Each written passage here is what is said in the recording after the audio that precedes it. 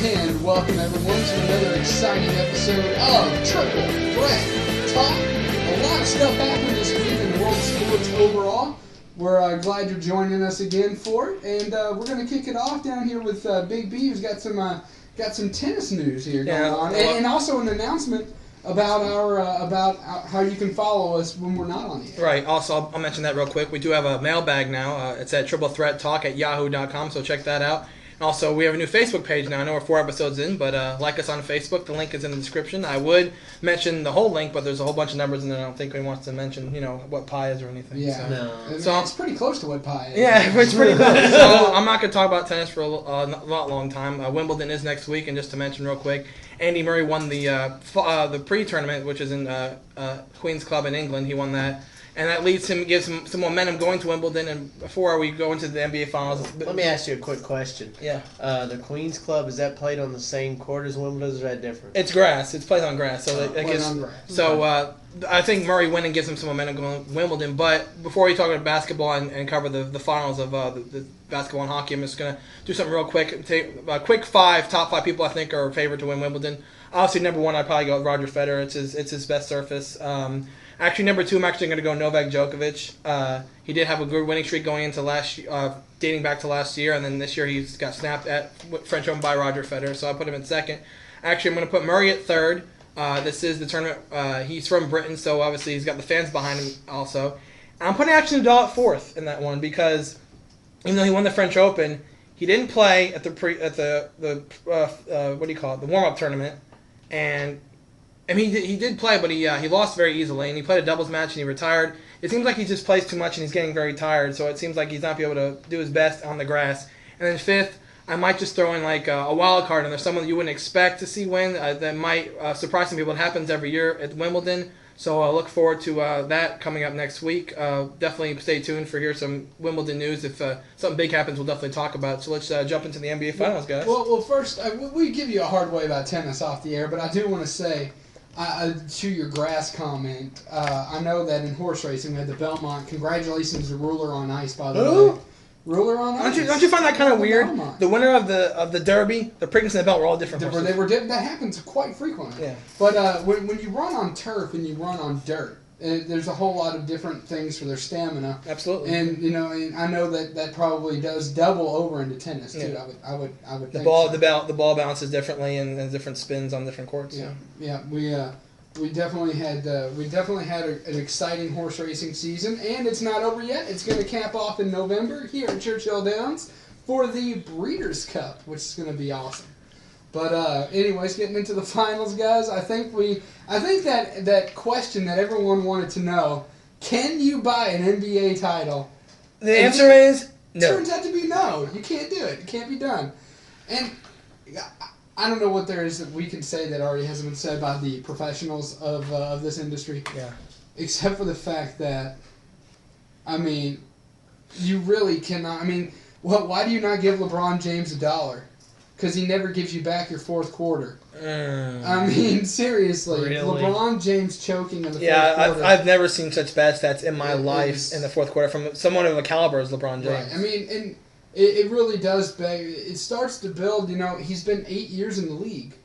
It's time to get your butt moving if you think you're as good as Michael Jordan. Yeah. And I got news for you. You're not. You're not even in the top 10. Not even close. And the thing is with LeBron, he was doing fine, I thought, in Cleveland. They made it to the finals twice. Mm-hmm. They almost won one time, I believe. Did they get close to winning one time? Yeah, absolutely. So when he says, I'm taking my straight face, I'm taking my talents to South Beach and joining, Dwayne Wade and Chris Bosh, you think, okay, this is an all-star team that has experience playing with each other. They played in the Olympics. So you think, okay, so you have experience. And they don't get the job done. They play abysmal fourth quarter play. They have the game 6 where the Mavericks won the championship. They played such terrible defense, a lot of turnovers from the Heat, and I don't understand what's going on with the chemistry there, and who knows what's going to happen next year if they're going to still be on the same team. I'm gonna have to say something here. When it comes down to the fact that you have so many players out there, people do give LeBron James a hard time, and decidedly so because of the decision and all that fun stuff. The fact of the matter is, if he's on your team, you're going to make it to the finals. Yeah. You're not going to win, but you will make it there. And, we talk about, the NCAA in terms of Final Fours and the Elite Eights. All that stuff matters. Making it to the finals does matter. but you're just not going to win when it comes to LeBron James because he frequently chokes in the fourth quarter. It's harsh, but it's true. Yeah. And I asked these guys, I don't know if they did it or not off air, to compile their list of the top 10 greatest NBA players of all time. I don't know if you guys did that or not. That's up here. It's up there. It's up there. I wrote a couple of mine down. I'm going to see what you guys think. Okay. I'm going to go with the top 10. Okay. We're going to go... my number one's going to surprise a few people. Okay. It's Wilt Chamberlain. Okay. People are going to say, Doc, what do you... Michael Jordan is on the... Michael Jordan, that's all you got to say. Yeah. I'm going to defend why Wilt Chamberlain is my number one pick. Wilt Chamberlain had the NBA change rules for him. The NBA changed rules for Wilt Chamberlain. I mean, that is for him and Kareem. But the fact of the matter is, Michael Jordan never walked onto a court and had rules changed because he was there. It's plain and simple. Yeah. When Wilt Chamberlain was so good, Not true. they had to change rules. Not true. What? Michael Jordan brought upon the superstar foul. Well, that's not really a rule change. No, but when Michael Jordan came along, all of a sudden the bigger name guys got the better calls. Right. But that's not really a rule change. That's just bias. It's bias. Number 2 is MJ. It is Michael Jordan. Nothing you could say there. Number 3, I think, is also going to surprise a few people. It's Bill Russell. That's a big surprise. No, I mean, he's not as well known, but he has 11 NBA titles. 11 out of 13. 11 out of 13. Pretty good odds, I'd say. That's pretty damn impressive. Number 4 is Kareem. I think there's absolutely... Although, if you want to see a funny sports moment, you gotta YouTube Kareem Abdul-Jabbar on Jeopardy. It was the funniest thing I've ever seen in my life. It was funny. We just had a cat attack. Number 5 is Larry That wasn't supposed Bird. to happen. Number 5 is Larry Bird. Number 6, Magic Johnson. Number 7, Shaquille O'Neal. I put Shaq at number 7. Number 8, currently in the NBA, Kobe Bryant. Number 9, Patrick Ewing. And number 10, Karl Malone. Okay. Not bad. Not bad. I like my list. And you know what? I'm not surprised LeBron James is not on there. Not surprised. LeBron is not surprised. You know, I say not even the top 10. I would even expand it right now and not even the top 20. But maybe you can argument and say when his career's over, he may be in the top 10 when his career's over. When his career is over, he may very well be number 1. I think one change I would make, I would not have Patrick Ewing in the top 10. And instead of Patrick Ewing, I would have Oscar Robertson. But that's possible. I mean, not everybody's going to be on the list, but I mean, that's a good idea. Big O, I think, deserves to be one of the top 10 players of all time. But did you guys have any changes besides Oscar Robinson? I mean, other than that, no. I mean, and I would put MJ number 1. I think. MJ's my And I believe Kareem would be a little higher too.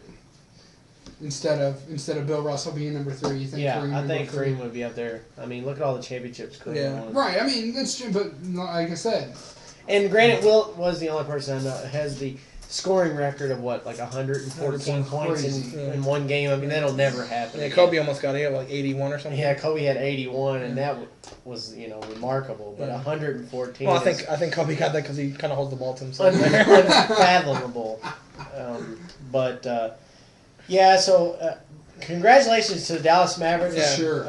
Dirk Nowitzki Jason played Kidd. his ass off. Yeah. And he played great. Jason Terry, unbelievable. I mean, that guy. Did you see his stats? I mean, his stats alone were great. I mean, Jason Terry, to a lot of people, thought maybe he should have got the MVP for the way he performed. And let's not forget, I don't remember his first name, but Berea, the guard. That kid makes some dagger shots, especially in that last game when Miami was making that run. They cut it to like 2 or 3 there in the fourth quarter. He went down and hit like a fall away 3, and it was like, it was pretty much, you knew it was over. It was like what little bit of mo and energy the Heat had left. Right. I mean, and good job for going into Miami and getting that one, Game 6, and not having to go to a Game 7. Yeah. Mark Cuban, congratulations. For sure. For sure. I'm glad to see you win one. Dallas gets their first one in franchise history. I wish I could have afforded his bar tab, folks. The night of the championship, they went out to a South Beach club, as you can imagine. I'm sure it was reserved just in case for that occasion. his bar tab was $120,000. Good gosh. He left. He's got the money. He left a $20,000 tip. So the waitress and waiter staff loved him. I'm sure. When are you coming back? And I've also heard rumblings now that if the Los Angeles Dodgers do not make payroll, which we all know the trouble with that, that the Major League Baseball is going to, in fact, put them up for sale, and that Mark Cuban is the top man on the list to purchase the Los Angeles Dodgers. And see, that's another thing going forward. I mean, you can't talk too much. I mean, I feel bad for the Dallas Mavericks because LeBron's behavior, his shenanigans both on and off the court, is kind of overshadowing the victory that Dallas had. And I'll tell you what I mean. Like, the stuff that we mentioned last show with them coughing and mocking, the blatant mocking, pathetic. Yeah. I mean, then they try to say, Dwayne Wade and LeBron James tried to say, oh no, Dwayne was really sick. Bull crap. You weren't sick. We saw it. We saw you when you played. You weren't sick. What about what LeBron said after the fact? Oh, if you don't like me, you got personal problems. Well, his comment he's just bitter that he lost. His comment of, well, I'll wake up tomorrow and I'll basically, him saying, I'll be in my mansion, you'll be in your everyday life with your everyday work and your everyday problems, and I'll still be able to do what I want to do because I'm LeBron James. Yeah. And then I'm guessing somebody got in his ear and he released a statement saying, well, it's not really what I meant. I meant it this way, it was taken that way, kind of a him-ho apology. And But like I said, it was a great series. I'm glad to see Dallas win. Thankfully, the Miami Yankees did not win. And with that being said, we got another championship on the line tonight. Fellas, I'm sorry. There's nothing like a Stanley Cup Game 7 playoff game. It is one of the most exciting sporting events that you will ever see. And in fact, there was a gentleman in Florida. I saw this earlier. Guy from Florida paid $7,800 a ticket. Bought 2 tickets. So nearly $16,000 for 2 tickets to sit front row on the glass, Game 7 in Vancouver, the Canucks and the Bruins. I mean, I'm throwing my hand in the thing there. I'm going to say I think Vancouver's going to take it. It's in Canada. It's a big momentum for them, I would think. I mean, you also got to look at the series so far. The reason we pushed to Game 7, we're at Game 7 right now. 3 have been won at Vancouver by Vancouver. 3 have been won at Boston by Boston. Neither team has lost away. Can Boston break the trend tonight? Yeah. And see, I'm not a big hockey fan. I'm on the record of saying that. But a Stanley Cup Game 7, as Postmaster was saying, is pretty exciting because it is just tough to play on the ice that many days. It takes its toll on you. And I think the Vancouver crowd is going to try to take Boston out of the game early because you think about it, this is not just earning the Stanley Cup for a franchise. This is the first one they've ever won if they win tonight. So I think, obviously Canada is more crazy hockey fans than we are in the States here. So obviously, they're going to be behind the team 100%, and that's going to they're going to take Boston out of the game early, and I think Vancouver's going to take it. The thing is, before I let you go, the thing is, like, the way Boston attacked Luongo in Game 6 was very impressive to me, and Luongo's one of the best goalies in the game, period. And if they can do that tonight, obviously more power to them. They'd obviously win the Cup, but I just think that way Vancouver has been playing at home, and the crowd on their side, I think they're going to take it tonight. Side note about Luongo, what a lot of people don't know, you may know. Actually, I know you know, we talked about it earlier. He actually played for the Louisville Panthers in Freedom Hall. He was on the AHL affiliate of the Florida Panthers. So I got to see him play very young in his career. To see him, make it to the Stanley Cup final, that's great. But what is puzzling to me, guys, and what I don't understand, is the way when they're playing in Boston in those 3 games, how manhandling Boston has been. They've been close. It wasn't even close in any of the 3 games, but yet all 3 games in Vancouver were nip and tuck down to the wire. So, I mean, it leads me to believe it's like Boston, if this was Game 7 in Boston, lights out, I think Boston wins hands down. Game 7 in Vancouver, I realize the home team has won all 6 games. But I'm sticking with the boys in red, white, and blue. I'm going with the United States squad. I'm going with the Bruins over the Canucks. That's my selection. Do you see it as a blowout or do you see it close? It'll be close. It's a Game 7. You're not going to have a blowout. I mean, these guys have played, if you count preseason, if you count how long the seasons have gone, these guys have played over 100 ice hockey games. That's a lot of ice time, fellas. Their finals, the Western Conference Final and the Eastern Conference Final, both went Game 7s. They both won their Game 7s in dramatic fashion. Here we are in another Game 7 in the Stanley Cup.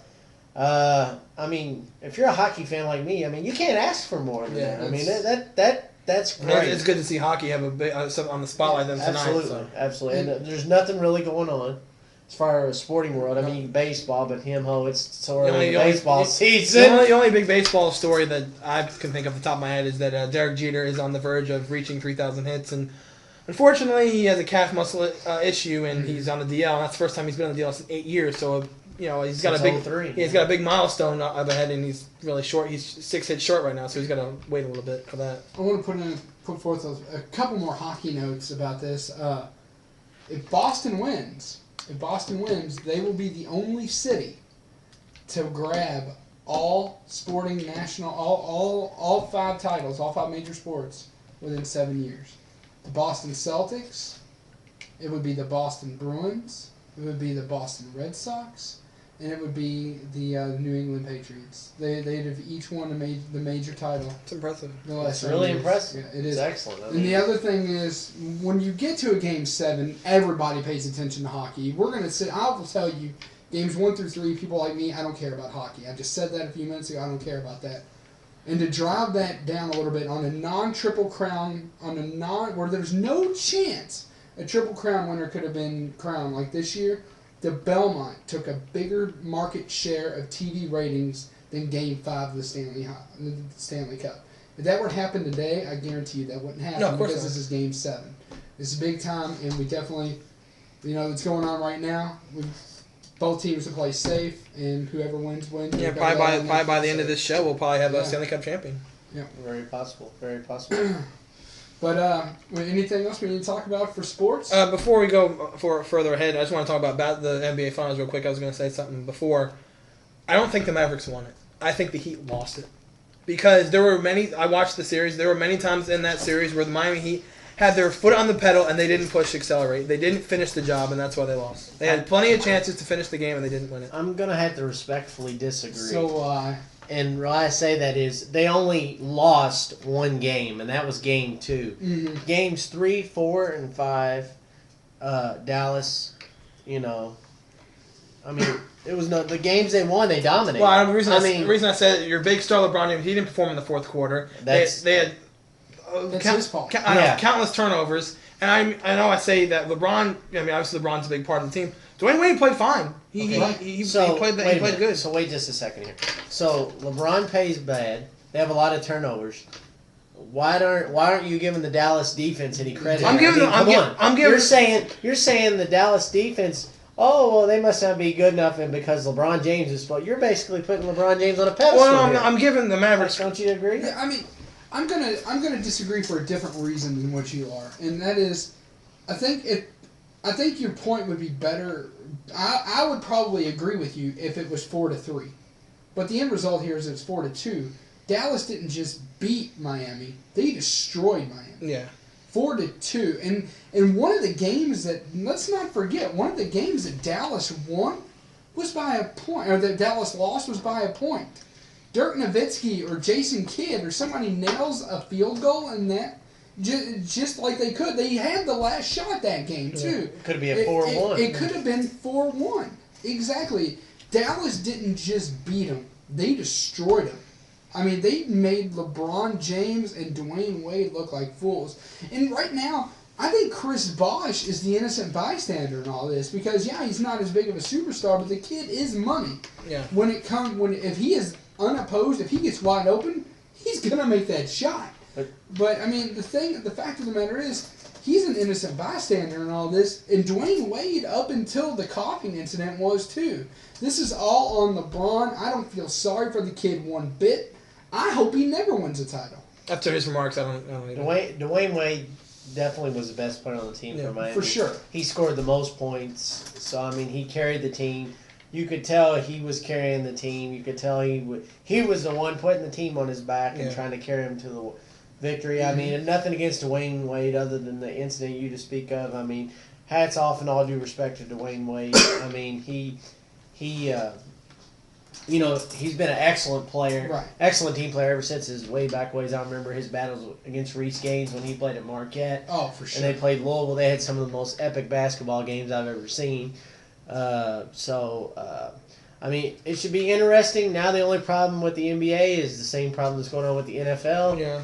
Lockout, which is going to happen in the is NBA. going to happen in the NBA. I'll touch on the football 1 second. Well, I give all the credit in the world to the Mavericks. I give them all the credit I do, but it just seems weird that like they had that big coming out party, the three of them raising from the ground, and it was Wade, Bosh, and James. It just seemed like they were supposed to win this title and they didn't get it done. I give the Mavericks all the credit in the world. No doubt, I give Nowitzki and the whole team credit for winning the championship. More props to him. But it just seemed that it was supposed to be Miami's championship because LeBron didn't have the factors around him to win the title. You have Wade and he had Bosh to get the title, and he didn't get it. And see, it goes to show, and this to me, this whole series though, the whole series, and I'm actually glad you brought this up because I had a little bit more things I wanted to say about that before we wrapped up on sports. The whole series just shows to me why you need to spend more time in college and why you need to play in college. Yeah. Because it builds you up. Yeah, LeBron's been in the league for 8 years, but guess what? He's had yes men around him his entire life. He's had nothing but people saying, oh, yeah, LeBron, you're absolutely right. To me, that's the only kind of thing I can find sympathy for LeBron James in, is the fact that he's been surrounded by people kissing his butt his entire life. He may honestly not know right from wrong. Honestly, he may not know. You think about it. He didn't play one NBA game yet, and they're already crowning him King James. The king. What is that? Yeah, seriously. What is up with that going on? And the fact, I mean, there's just so many things wrong with what LeBron's done up until now. I mean, when he was in Cleveland, he was the crowd favorite. I liked LeBron James when he was in Cleveland, absolutely. But how he handled his business, with what you said earlier, I'm taking my talents to South Beach, pathetic. Mocking Dirk Nowitzki for no good reason, pathetic. Saying that people have to have personal problems if they don't root for you, 100% pathetic. LeBron James this year has shown how much of a coward, how much of an ass he is. It's to take, I think, like either a half hour or an hour of ESPN's time to make a 5-second announcement. Right. I'm going to Miami.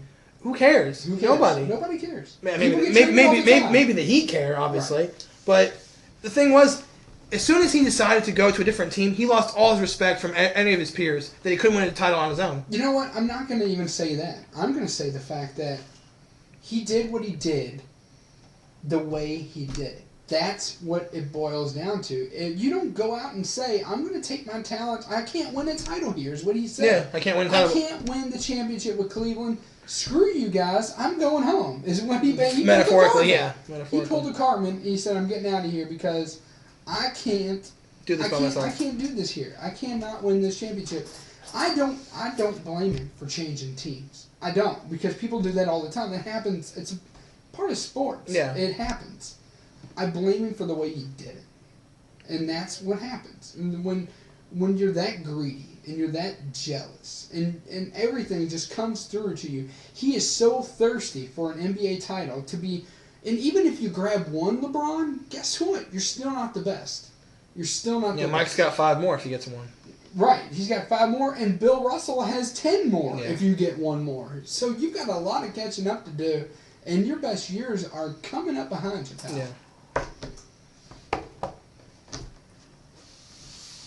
Anything else you want to add? Postmaster, you've been kind of quiet this whole thing. Well, I kind of agree with you all. I mean, there's not really much I can say. You've kind of put it out there, and you've put it out there. You said it. I mean, I've said my piece. I think Dallas won. I think it wasn't that Miami didn't show up. I think Dallas's defense was that good. I think that, they outplayed Miami. Like you said, I didn't agree with how he left Cleveland, but I agreed that he left because whether you like how he left or not, he is right in a sense of the ownership there.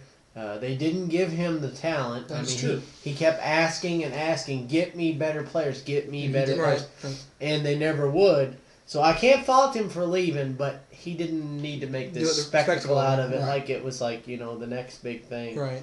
But I guess we'll just have to wait and see. The question I have, and I brought this up to somebody the other day, does Eric Spoelstra get fired over this, or does he get the blame, or does it backfire on him? That's kind of a hard one to tell because there's so many factors that are going to go on. There's so many factors because everybody took a pay cut on the Heat team. Yeah. I think if everybody did not take a pay cut, he'd be fired without a doubt. But everybody did. Himself, he took a pay cut to make this team happen. I think it goes to show you what a class and credible guy that Rick Carlisle is, because he came out and said, hats off to Eric Spoelstra. He had the toughest coaching job in the NBA this season. All the hype and expectation that went with that team, all the aura and the surroundings of what was supposed to happen and what should have happened. Right. He said, to even get that team to the NBA Finals with all the hoopla and hysteria that went on with it, he said, that was great. And I'm going to agree with a lot of the talking heads out there that said Rick Carlisle out-coached Eric Spoelstra. I totally 100% agree that I think he did do a better coaching job. I mean, Spoelstra did make some adjustments, but it was a little too late on those adjustments to even make a difference. And I think it also speaks volumes, too, because how tough is it to be a coach in the NBA? When you're coaching players that are making literally 10 times more than you are, how tough is that? Unless you're Phil Jackson. Right, unless you're Phil Jackson, right. Or Doc Rivers. Yeah, they used to. But, I mean, when you take those two coaches out of the equation, if you're some just random coach in the NBA, I genuinely feel sorry for you because your players aren't listening to you. Half of them have a huger ego than their paycheck. I'm making millions of dollars. You're not going to tell me how to play a game. It's about me. Me. No, it's not. It's about the team. It's about the team. And until the NBA realizes that, this is a lesson the NFL learned years ago. It's not about one or two players. It can't be. You have, on NFL, you have 22 players on the field. It can't be about one or two. It's got to be about coaching. It's got to be about teamwork. Yeah, there's far less people. There's far less people on the NBA team, but there's a lot more to be learned. You have to do the teamwork. It's not about stats. Once you're making the money, who cares about your stats? You're getting paid. They know you're a good player. It's your value to the team. And I'm sorry, I can't buy LeBron James. I cannot buy it because it's all about him.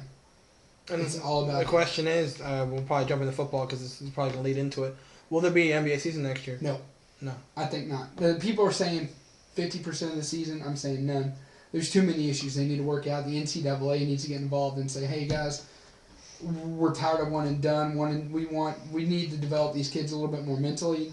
The NCAA needs to realize if they keep these kids longer in college, they're going to make more money. They are going to make more money at the NCAA. There's no question about it. I can present to you data after data after data after number that supports that fact. Because if I'm a Kentucky fan right down the street, there's a huge class coming in. Marcus Teague, Anthony Davis, the list goes on and on and on. The NCAA gets a cut of each of those ticket sales. If they stay there 3 or 4 years, Rupp Arena is sold out year after year after year. And the same with U of L's class. U of L has a hell of a class coming in next year. Not as good as Kentucky, and I'm not saying that to smite U of L. It's just statistically not. Your top 2 classes next year, UK and North Carolina and U of L. When it comes to U of L and UK, it doesn't matter the class coming in. They sell out. Fan base. But they sell out regardless. Right. The fan bases sell out. And when you're making these kids stay longer, the NCAA makes more money per ticket. And frankly, they're idiots if they don't realize that. I know they realize it. They've just got to talk to the NBA about disallowing one and done, because one and done in this day and age is stupid. Right. I mean, who cares? Well, we're gonna have a kid who's 17 years old, fresh out of high school. We're gonna give him millions of dollars. He doesn't know a damn thing to do with it. That's the most pathetic thing I've ever heard. I use the word pathetic a lot. It's my word.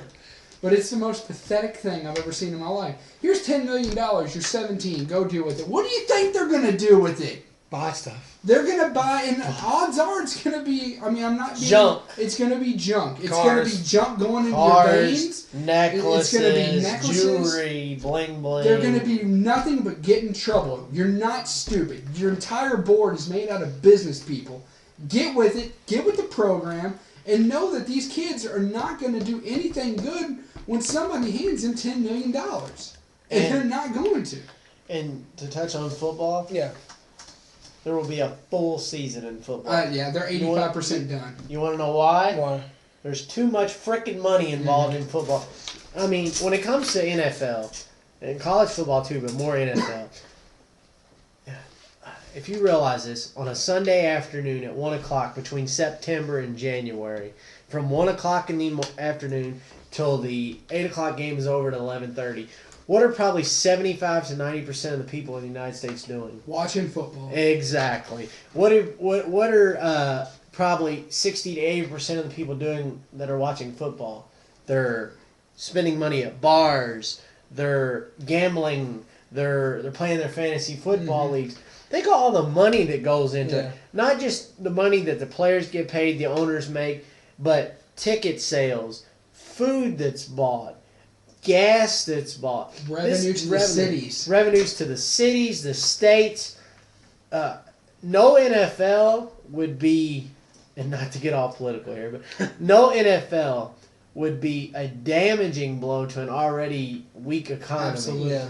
And the NFL is the driving sport for all sports. Yeah, it's American sport. The NFL, baseball's not that anymore. The NFL is the Mac Daddy. Yeah. I mean, there's nothing wrong, and there's not a thing wrong with just propping your feet up on the couch about 12:45. You got your big bowl of tater chips in this hand. You got your soft drink, beer, whatever in the other. Then you kick back, you flip it on, and you can watch the 49ers or the Colts or the Jaguars. I mean, there's nothing like it. I mean, there's nothing else like it. And I mean, some of the best games every week. There's at least one or two games that are worth watching. Like, absolutely, I want to see that. Like, if your team's not playing, or there's something going on. There's something, or there's always a storyline. And there doesn't even need to be a storyline to keep you coming back to football. Right. I mean, it's just got to be a good match. Like, there's so many good... The 49ers and the Cardinals. Twice a year that happens. That is one of the best football series of all time. The Colts and the Titans. Amazing. The Colts and Jaguars. The Colts and the Jaguars. The Colts and anybody in the AFC South. Right. That's probably the most exciting absolutely. game. Yeah, unfortunately, our division is probably... Our division is far weaker, but... Yeah. I mean, leave it to the NFC West to have the first team ever in the playoffs with a losing record. With your team, I'm actually glad the 49ers didn't do it this year because it would have been the same thing. But, I mean, there's too much money involved. I'm glad they finally got their pansy piddly details out of the way. They're hitting it, shitting it, and getting it on the table. They're getting it done. We're going to see some football. Thank you, God, we're not going to miss any football, I don't think.